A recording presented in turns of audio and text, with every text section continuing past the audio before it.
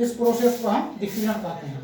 और वाटर का diffusion, water अगर हाई कंसेंट्रेशन रीजन से लो कंसेंट्रेशन रीजन की हो जाता है तो इस मूवमेंट को हम कहते हैं ओस्मोसिस। तो सेल में मटेरियल का मूवमेंट माने बाहर से भीतर जाना या भीतर से बाहर आने की जो क्रिया है वो डिफ्यूजन प्रोसेस के द्वारा ही होती है। वाटर मीडियम में अगर है तो उसी को हम ओस्मोसिस कहते हैं।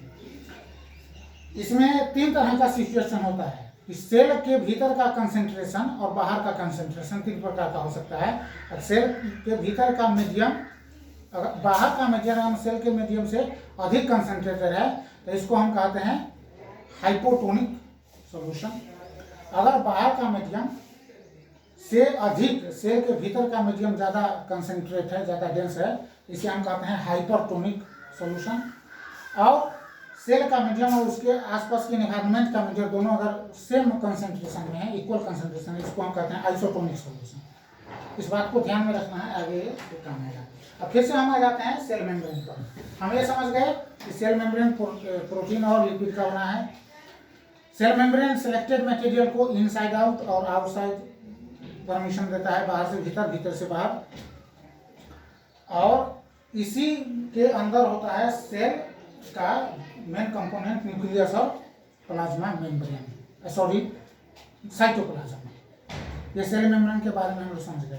यहाँ एक और बात समझनी जरूरी है कि प्लांट सेल में सेल मेम्ब्रेन के बाहर एक और मेम्ब्रेन होता है जिसे कहते हैं सेल वॉल।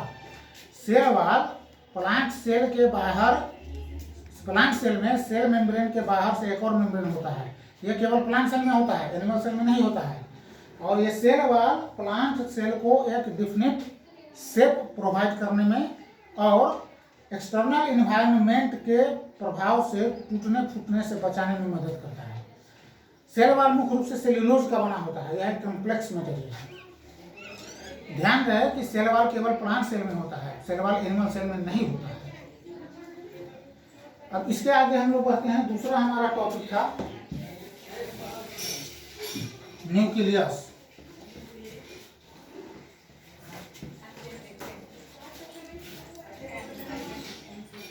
न्यूक्लियस सेल के भीतर लगभग बीचों बीच एक डार्कर कलर का, खूब गहरे रंग का एक धब्बा जैसा आकार होता है जिसको न्यूक्लियस कहते हैं। इसका अपना सेपरेट मेम्ब्रेन होता है जो इसको साइटोप्लाज्म से अलग करता है। न्यूक्लियस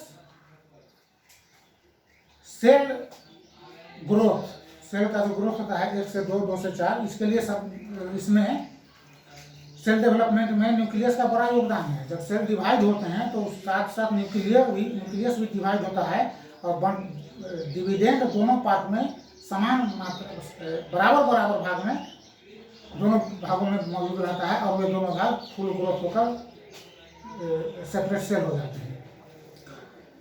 दूसरा इंपॉर्टेंस है इस न्यूक्लियस का कि इसमें होता है क्रोमोसोम। न्यूक्लियस के भीतर क्रोमोसोम होता है जिसमें होता है डीएनए, जो इंफॉर्मेशन कैरेक्टर का इंफॉर्मेशन कैरी करता है और पेरेंट से उसके ऑफ स्प्रिंग में इसी के माध्यम से कैरेक्टर का या कैरेक्टर संबंधी इंफॉर्मेशन इनहेरिट होता है। क्रोमोसोम असल में डीएनए का बना होता है।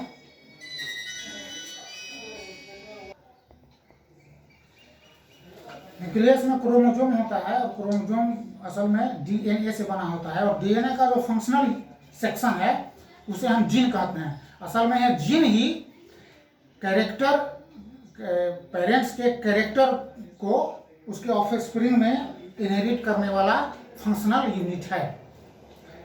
जब सेल जब डिवाइड होने की अवस्था में होता है केवल तभी हमें क्रोमोसोम या जीन दिखाई देता है, वो भी पावरफुल माइक्रोस्कोप से, अदरवाइज हम इसे देख नहीं सकते हैं।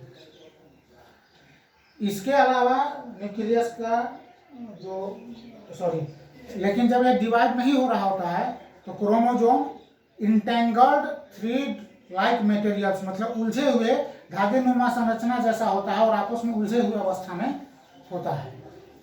तो मुख्य रूप से अभी हम सेल चैप्टर के बारे में इतना ही हमको समझना है अभी कि सेल के मेनली 3 भाग होते हैं, सेल मेम्ब्रेन, साइटोप्लाज्म और न्यूक्लियस। और इन तीनों भागों के बारे में अभी मैंने आपको थोड़ा बहुत बताया। एक दो बातें छूट गई हो सकती है, तो वो हम आपको अगले क्लास में बहुत बेहतर से डिटेल्स में बता देंगे, जब हम इन तीनों चीज़ों का, सेल मेम्ब्रेन का, न्यूक्लियस का और साइटोप्लाज्म का अलग अलग डिटेल स्टडी करेंगे, तो उसमें ये सारी बातें जो छूट गई है और जो रह गई वो सब क्लियर हो जाएगी। आज के क्लास में इतना ही।